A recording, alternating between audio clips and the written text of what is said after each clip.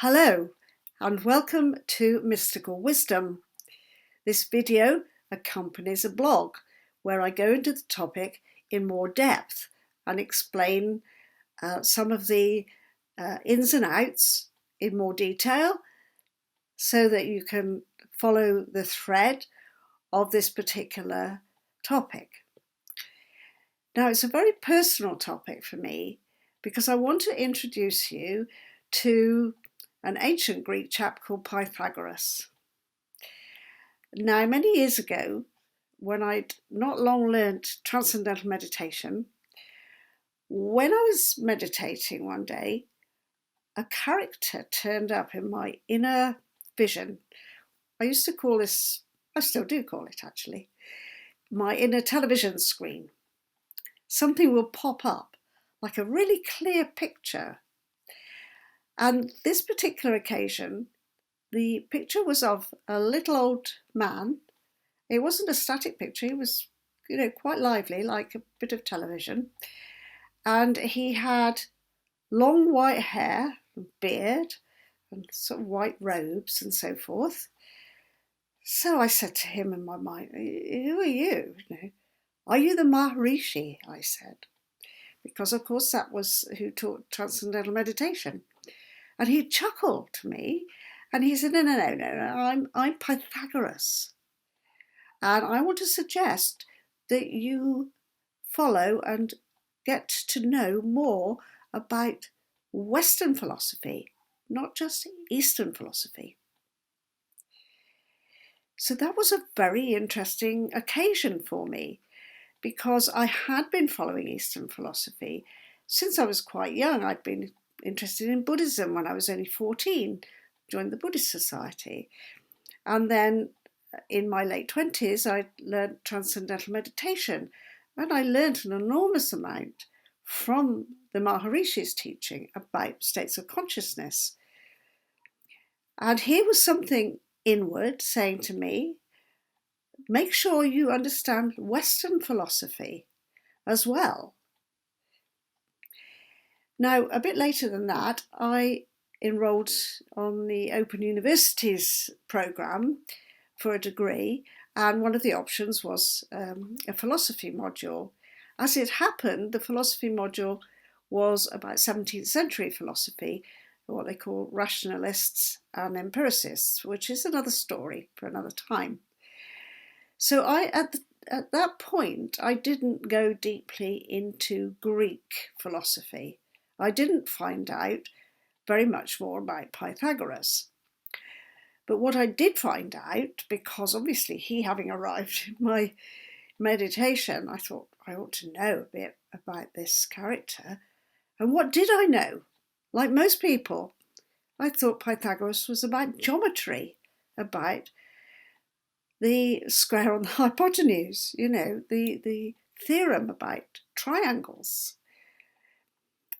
And then I discovered that Pythagoras was like a teacher, a healer, an esotericist, and that Pythagoreanism was almost like a cult, we might say nowadays, but it was a spiritual practice.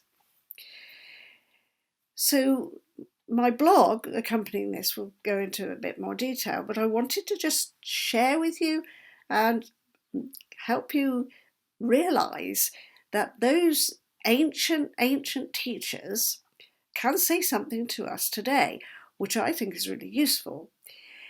And what I've discovered by following some of these old threads, and this is, it's personal to me in many ways, but it's also kind of saying something for other people to get as well. And that is to understand what it is that we can know. And that's what philosophy has been about for many, many generations.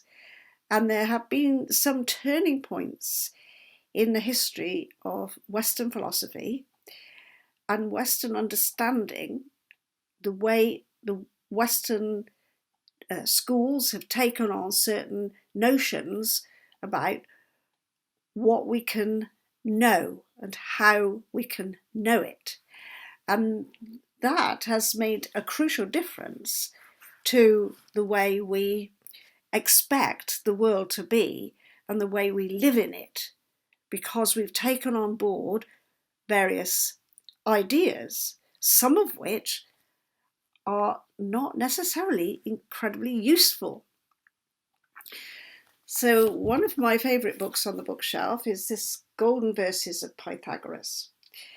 Now, Pythagoras we don't have anything that he wrote, and the Golden Verses have been handed down as part of that tradition and part of that teaching. But I wanted to quote something from you. Let me just see where I can find it for you. It says that in the Pythagorean school, the psychological disciplines were joined to the study of mathematics. So this brings up a topic that, again, I will use for another video, which is about number.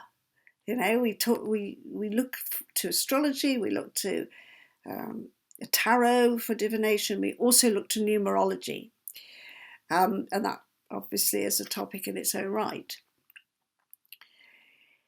So if you want to understand the psychology and the mathematics and how they work together, you would meditate deeply on the Pythagorean ideas of the way numbers unfold, and that numbers are not just like addition. Here is 1, add 1, that makes 2, add 1, that makes 3, add 1, that makes 4. All the numbers have qualities to them. If you've done any numerology, you'll probably know that already. So if you focus on number and also connect that with psychological and spiritual development,